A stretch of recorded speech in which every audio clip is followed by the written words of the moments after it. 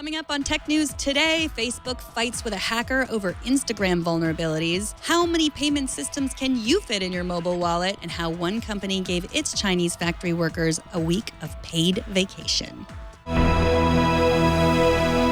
This is Twit. Bandwidth for Tech News Today is provided by CacheFly at CacheFly.com.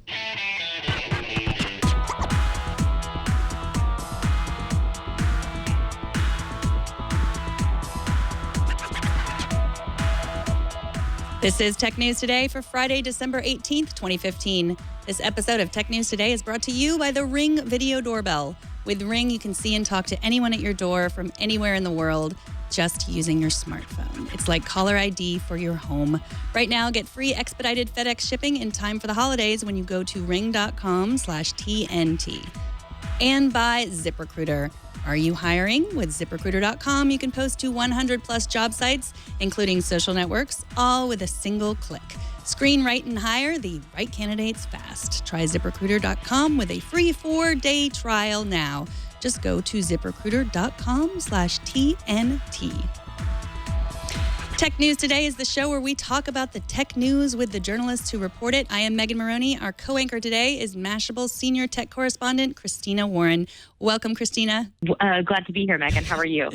We've got you by phone because you were officially on vacation. You had a big party. You went to see Star Wars, which we won't talk about. And then and you were ready to go on vacation. And then I said, please come help me do this show. And so thank you for being here. I'm glad to be here. It's always one of my favorite things to do during the week. So glad to be here. Sorry that I'm just by phone, but happy to be here anyway. Right. I like also you said this is a good way to just relax into the holiday, and I hope that everyone feels that way. So speaking of the holidays came early this year for those who mark the holidays by DDoS attacks on Xbox. Lizard Squad clone Phantom Squad has taken credit for a DDoS attack on Xbox Live. Ars Technica says the service is currently back up, but some users experience problems logging in overnight. And the hackers say that the PlayStation Network is next. Why do they do this at the holidays, Christina? Why? For the lulz, I guess. I don't know. It's terrible. And you feel so bad for people because, you buy a console, you get it for someone for a gift. Maybe you receive it as a gift. All you want to do is get online and play games with your friends. And these monsters have to be like, nope, it'd be really, really funny to take down, Xbox Live. I have no rationale for it other than they think it's funny, and I think the rest of us just kind of go, I weep for humanity. I don't know. Exactly. Well, they say they're doing it to show that cybersecurity doesn't exist, but I still believe it does. We have a little bit of other cybersecurity news this morning. Facebook and a security researcher named Wesley Weinberg are going back and forth about security at Instagram and also the ethics of exposing security vulnerabilities to the public. And Weinberg is a contract employee of a security company called Synack. He was testing for weaknesses in Instagram. He discovered a vulnerability that allowed him to access source code, SSL certificates, and private keys for Instagram.com. Keys used to sign authentication cookies, email server credentials, and keys for more than half a dozen critical other functions, including iOS and Android app signing keys and iOS push notification keys. This is all according to ThreatPost. So Weinberg, I guess he also accessed employee accounts and passwords, and some of which he cracked. And so Weinberg said that Facebook did not see this as helpful white hat hacking, but actually was bad, and his actions were worthy of both legal and criminal actions. But then Facebook came back, and Alex Stamos, the CSO at Facebook, responded by saying that Weinberg's statements were not true, and that Facebook offered to pay Weinberg his bug bounty, but then Weinberg said the money wasn't enough. Yeah, this is interesting. And putting aside kind of the issues of disclosure and how this stuff is disclosed aside for a second, I think what's interesting about this is the fact that he was able to get access to all of this. That's kind of scary, especially for something as big and as important to Facebook as Instagram. The fact that he was able to get, SSL keys and app signing keys, even aside from, getting into the employee accounts and passwords. I mean, that's bad for them, but I'm more concerned about the fact that he was able to get the SSL keys and the app signing keys, because in that case, if he was really not a white hat hacker, he could modify the source code or do something and sign an app that looks just like Instagram that put malware on people's phones. And that would be the case with iOS and Android. And so that's kind of scary. The disclosure things, I don't think there's really enough information that I've seen to kind of say how well he disclosed it or not. But I don't know. My hot take on this, and I have to be honest, this is a very hot take, is whatever amount of money he wants, Facebook should probably just pay him a decent bounty, because even if he's doing things maybe not in the best way, like, it's a good thing they know that these things were that this was this breachable, because that's really bad. Yeah, I mean, I think that what some people might not understand is that these white hat hackers, these security researchers, this is how they make their money, and we should be grateful for them. Yep. Because they're helping exactly. secure our information. So, I mean, just back in October, Microsoft paid Weinberg $24,000 for finding an Outlook worm. So, if it's true that he found all those things, and and they're as dangerous as you say they are, by the way, Instagram and Facebook have fixed them, so they're no longer accessible for now. Then I think that from what I saw, it was kind of a paltry sum what they were offering him. So I don't know. Like I said, this story was only breaking this morning, and you just got a quick look at it. And when I tried to go look at Weinberg's blog post just about 15 minutes ago, just to check facts again, it was down. So I don't know what that means. But I don't know if stories are changing, or maybe he got hacked. But it is an interesting story, and I think it's one that we're just going to see more and more because we have so much of our information online now, and people work very hard to find it and get it and use it. And so I am grateful for the people that are testing those security vulnerabilities, and I hope they get paid well for doing it. I'm actually a little bothered by the fact that what he was, I guess doing would be even in any way classified as being illegal, because he's a contract worker, sure, but what he does, as you said, his job is to find vulnerabilities and point them out and let people fix them. He could be doing this, on the fly and selling it to bad people, but he's not doing that. He's at least coming to the company. Right. So it looks like his blog post is back up. It might have just been so many people were hitting it because the story was popular that it wasn't up earlier. So it doesn't look like that's down. But yeah, it is an interesting story, and we'll keep following it. If there's an update, you'll see me again in Tech News tonight, and I will give you the update on that.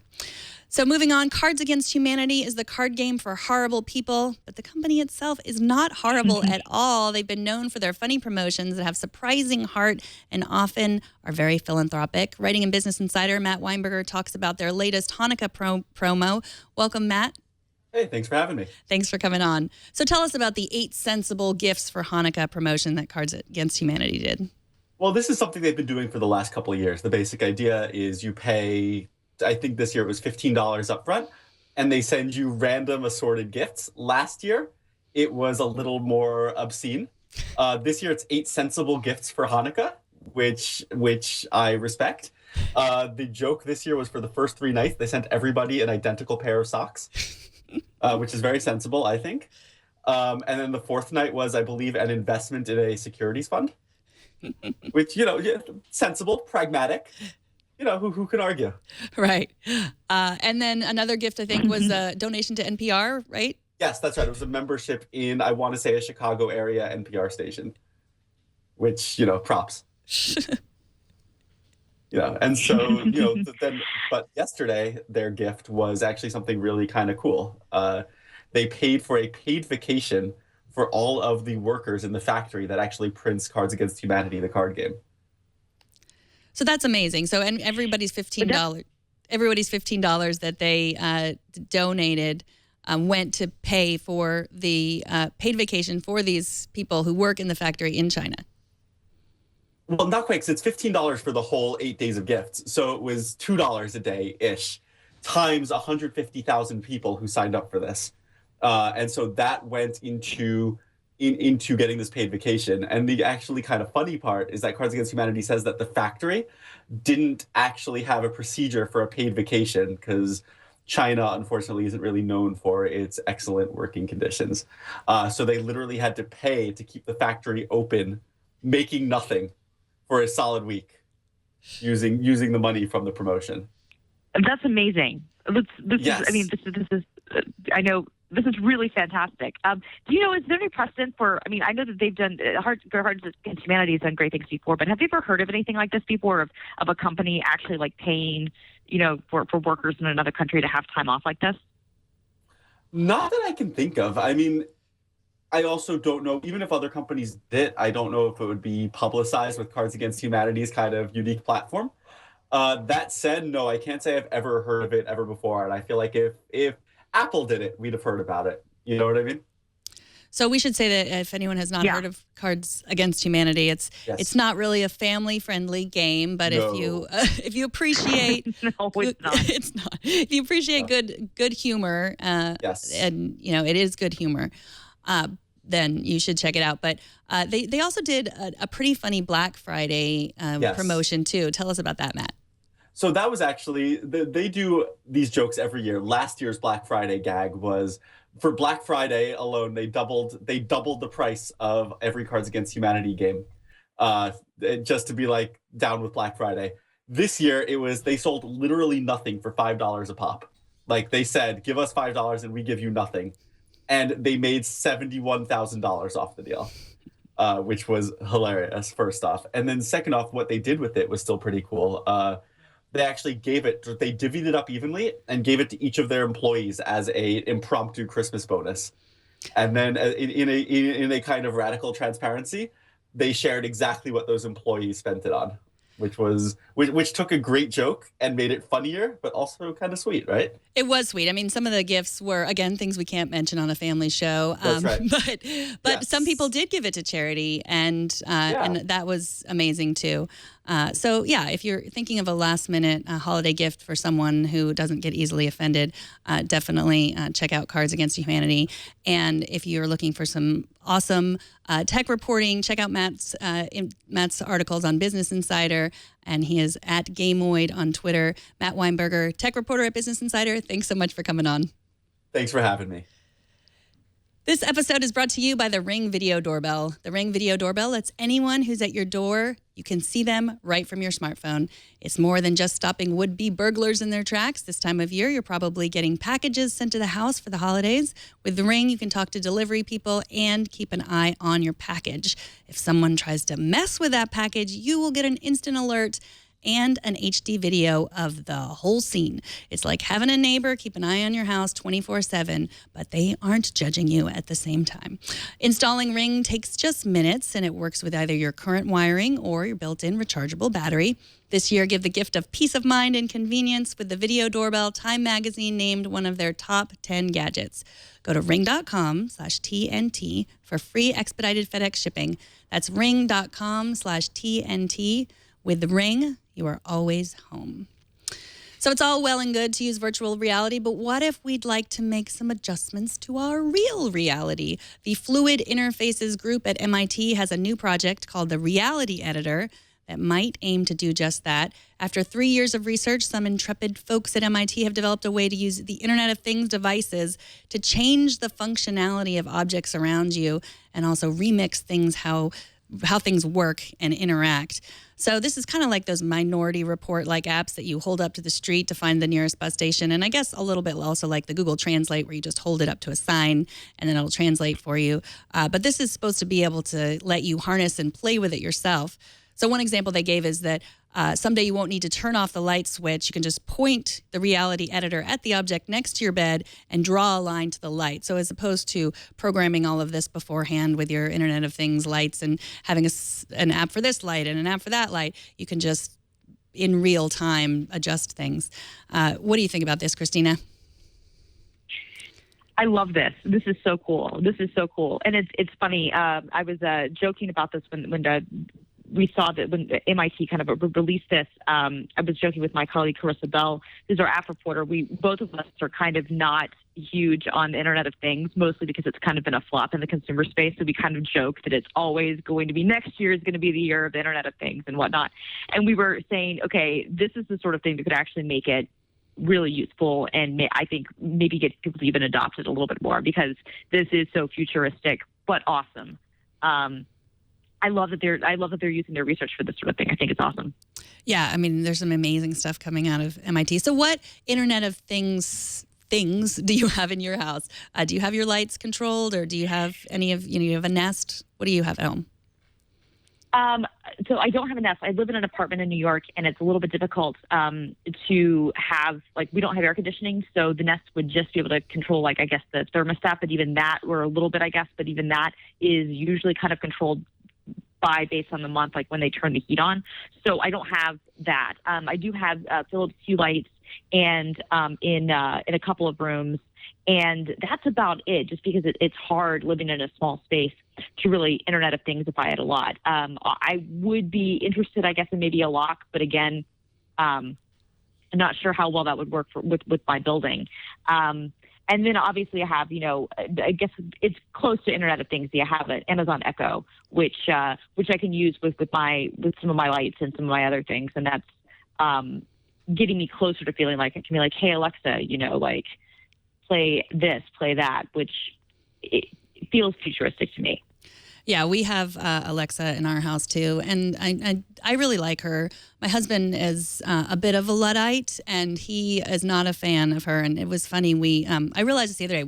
We use the Echo to play music, and whenever we want it to stop, I usually say, I say her name, which I won't say, just in case someone is using it to play this podcast right now, and I wouldn't want it to stop.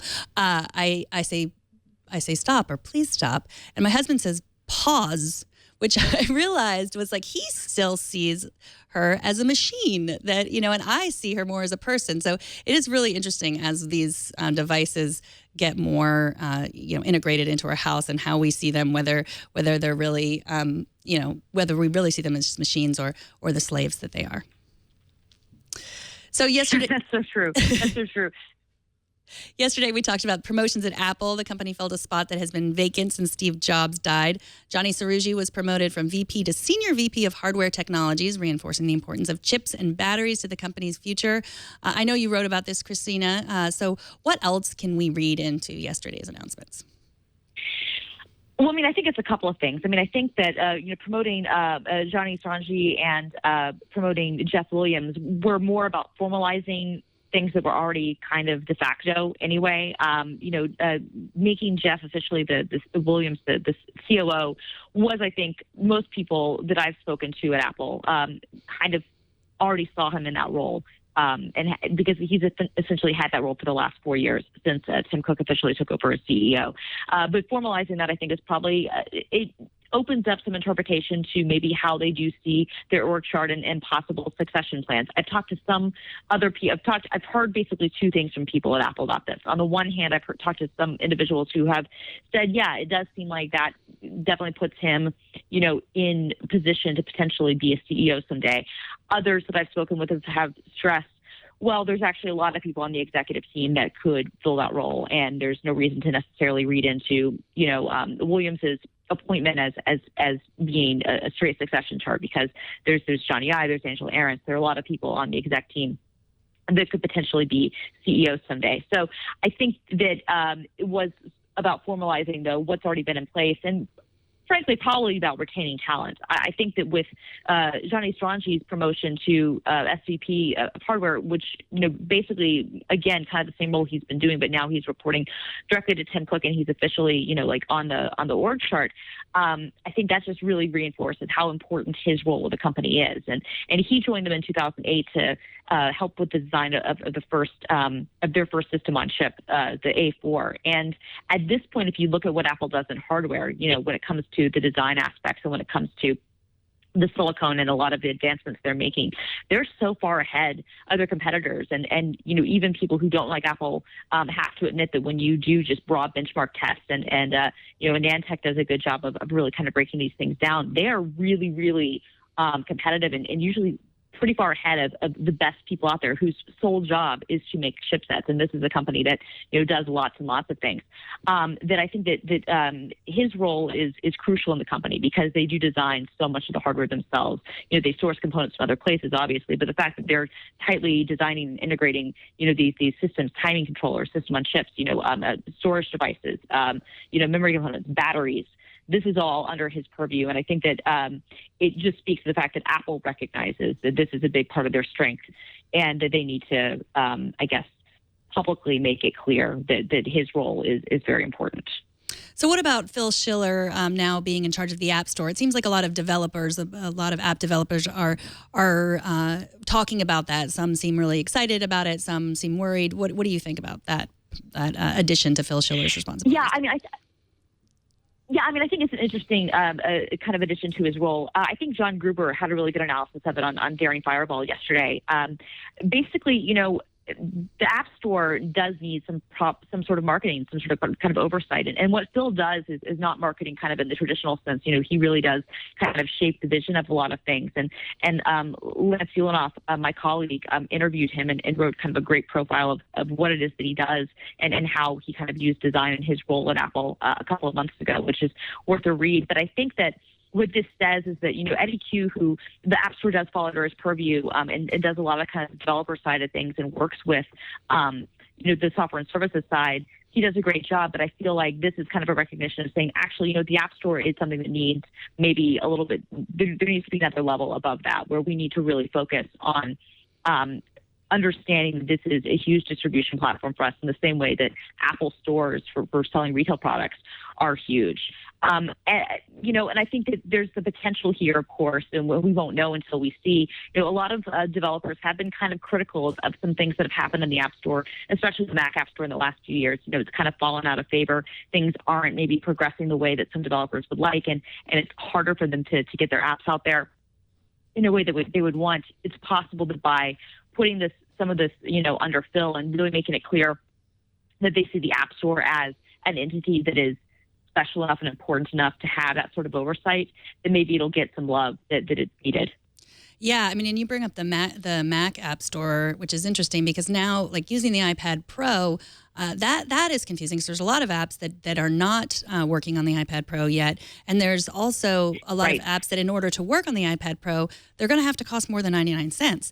And there's not really, that's kind of what we expect to see. So, and you want to be able to try them first too. If you're going to pay, $50 or $30 or $15, you still want to try something first. So, right, you definitely.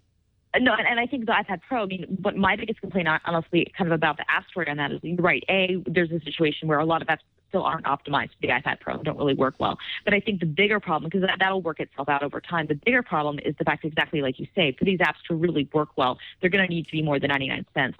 And I also feel like developers are also going to need to be able to build apps that just work with the iPad Pro. And right now you can't do that. You can specify it'll only work with 64-bit processors, but that means you've got to go basically all the way back to every iPad that's on the market right now, or at least it's being sold in channel right now. So it's got to work with the iPad Air, the iPad Air 2, the iPad Mini 3, and Mini 4. And that's problematic because, the iPad Pro is a different type of device. It has a different type of processor thing. It's a lot more powerful. And I feel like it's stymieing the potential of that platform by making developers build apps that will also work on other things. Because that adds support challenges to them. Some of them might not want. And I also feel like it puts the pricing issue really at the forefront, because if you're selling it, I think you can make the argument with the iPad Pro that people who buy it will understand, if I'm buying an app for this device, it's going to cost more because this is a Pro device and this is something that is on a different level than a regular iPad. But by just having one app store and having apps that will work on both things, it's hard to make an argument that, this $50 app is also going to be available for my iPad Air, and it's not going to run the same way. Like that, I feel like creates a disconnect that the consumers won't really understand, whereas iPad Pro consumers might understand the $50 app that only works on this platform. Yeah, exactly. So let's move on to Amazon. The Seattle Times reports that Amazon is currently in talks to lease 20 Boeing 767 jets for its own air delivery service. They're doing this because of UPS delays, and they don't like them, and they're affecting their business. And last month, Motherboard reported about a secret air cargo operation in Ohio that was believed to have been Amazon testing this service. I guess the problem with this is getting the right jets. And from what I have read this morning, there's a finite number of them, and Amazon doesn't have a business license to fly them commercially, which is why they have to lease, because that was my first question. Why are they leasing when Amazon needs to, as much money as we all give Amazon, why don't they just buy the planes? But I guess that's the issue. So what do you think about Amazon jets? Yeah, no. No, I mean, I think this is really interesting. My friend Carrie Paul is actually the one who wrote that story for Motherboard, and I think that the Seattle Times reporting just kind of confirms what her reporting was kind of bearing out. I mean, and it makes sense that they would be investigating their own kind of delivery service because they've been on record about this in the past. You know, they're not satisfied with UPS, especially in some of their delays, and if they can have their, and it's one of those things where it really hurts their business. If they can't get products to customers in a timely fashion, people won't use them as much and won't rely on them as much, and they lose out on business. So if they can do it better themselves, even more so. I mean, that's one of the reasons why they're looking at drone delivery. You know, they want to be able to kind of control the process as much as possible. But I'm with you. I wasn't aware until you said that. I was not aware that you had to have a specific license to have the jets, and that's why they're leasing them. But it's interesting, and I think what will be interesting will be to see what sort of response UPS's and FedEx's and USPS's how they respond to this, because they've got to know that, you know, one of their biggest clients is potentially looking to cut them out. I can't imagine they'll be happy about it, and I can sense that there might be some lobbying going on in Washington to prevent them from doing more of this. Well, I guess we'll see. So now, not to be outdone by Walmart, Target is also reportedly working on its own mobile payment system. We reported last week Walmart is going to have their own payment system. I wish everyone would just use Apple Pay or Android Pay. Why are there so many mobile payment systems? You took the words out of my mouth. I was at CVS earlier this afternoon, and I'm still so mad at them. The fact that they disabled NFC sensors because they don't want to support Apple Pay. Like, I'm still so mad at CVS over that. It's one of those things where if it wasn't the closest, like, drugstore to my office, I literally, it's almost worth walking to 6 blocks to go to a Walgreens so I can use Apple Pay. But no, you're right. I mean, this is ridiculous. Like, everybody wants their own mobile payment system. Everybody wants their own wallet.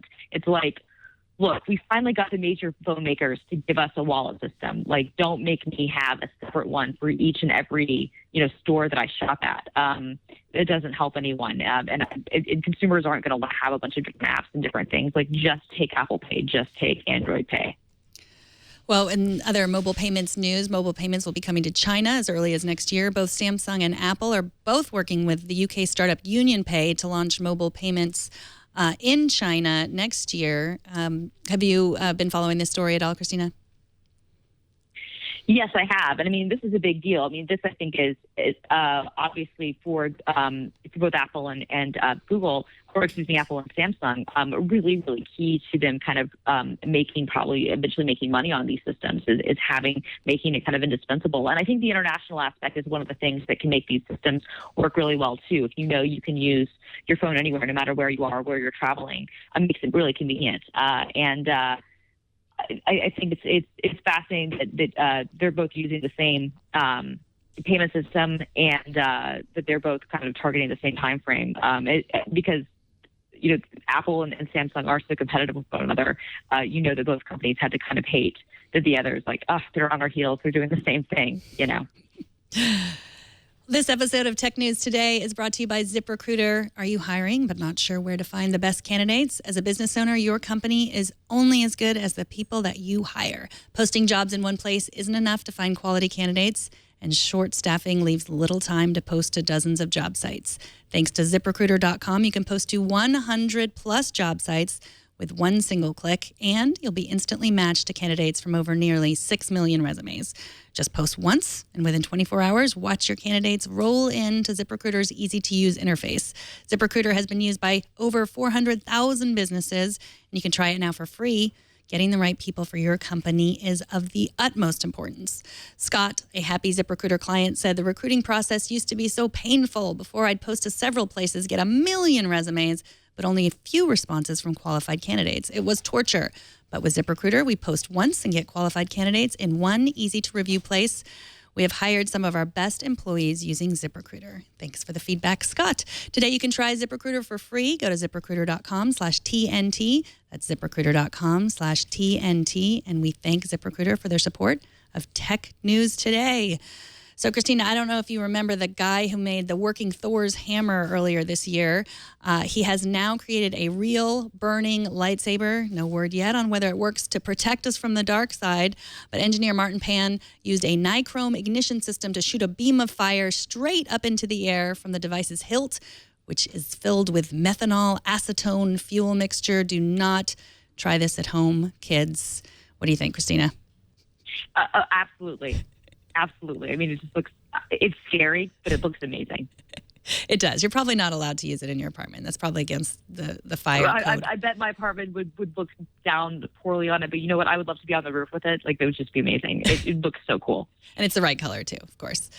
No, this is the right color. The guy that created a Thor's hammer earlier this year, he used an electromagnet and a fingerprint scanner so that only he could lift it. That was how he did that.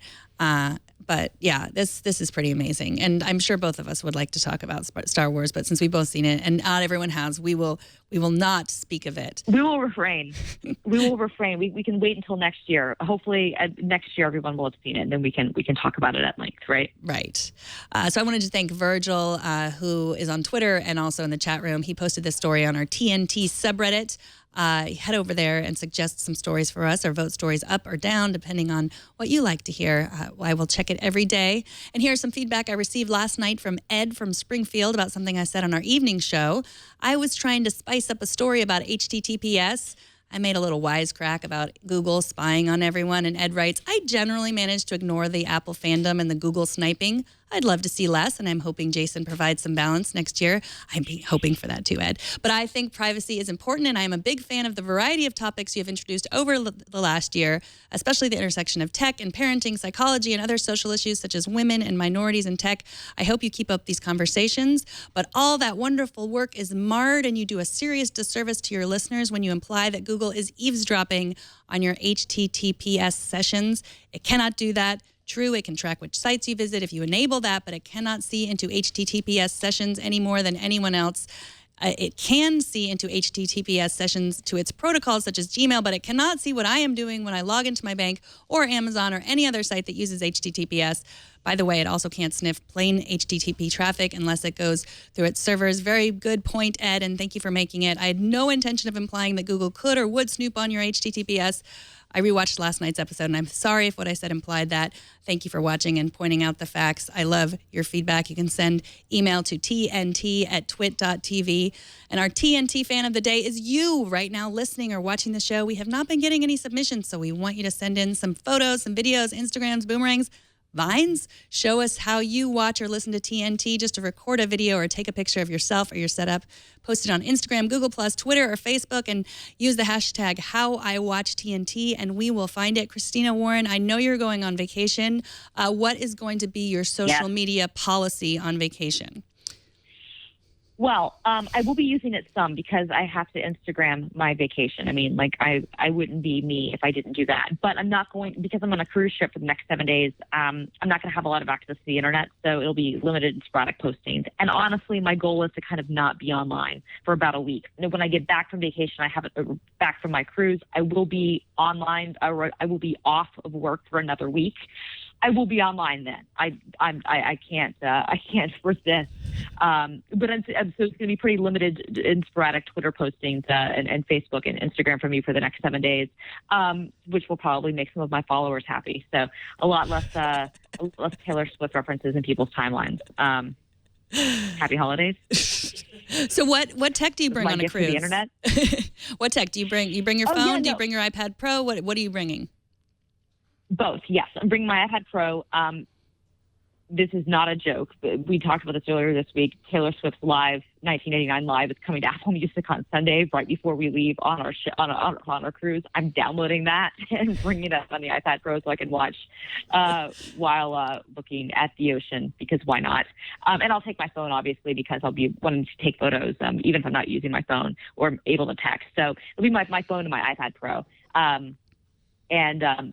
A couple of battery packs and things like that. But in general, it's going to be a pretty, and some headphones. It'll be a pretty low-key, low-tech vacation, all things considered.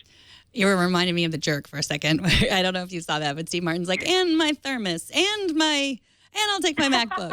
And I imagine you getting out of the house for vacation, like, and I also suddenly need this Linux box. I have to have my Kindle. That's a great, no, I'm glad you said that, because I did forget about my Kindle. I've got to put that on my packing list, because if I don't have my Kindle, that'll actually be a problem. You can read books on your iPad Pro, right?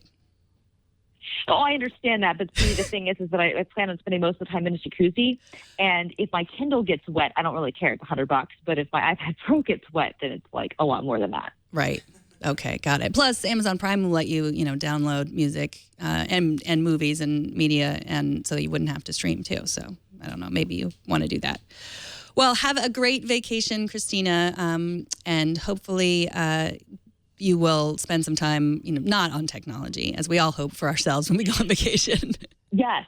No, I know. It's going to be amazing. I mean, I get the shakes a little bit when I'm not online too much. So it's going to be one of those things where I think it's going to be both a good thing for me, and I'm going to have some withdrawal periods where I'm like, oh my God, I need to fix what's happening in the world. What outrage am I missing out on right now? What meme am I not commenting on? What hot take am I not giving? No, I'm joking. I'm really looking forward to it, and I'm really looking forward to a much needed vacation. Well, we look forward to seeing you in the new year. Thanks for coming on, Christina. Yes. Thanks, Megan. Now you can subscribe to Tech News Today on Spotify, Deezer, Stitcher, iTunes, YouTube, Feedly, Yahoo, TuneIn, RSS. You have so many options. Choose your favorite way to subscribe at twit.tv/TNT. You can also watch us live every weekday, 10 a.m. Pacific, 1700 UTC at twit.tv/live. And if you're ever in the San Francisco Bay Area, come on in and watch us as part of our studio audience.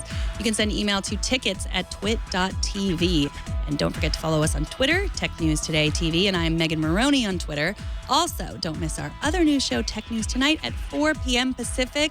Tonight is the series finale in its current form. Jason and Howell and I will be taking over this show, and it will be broadcast live every evening at 4 p.m. Pacific starting on January 4th, 2016, and you will be able to stream it or download it soon after.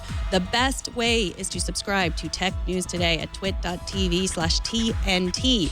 And that is the Tech News Today. This show was produced by Jason Cleanthes and edited by Tony Wang, perhaps, or one of our other intrepid editors. My name is Megan Maroney. Thanks for tuning in. We will see you soon.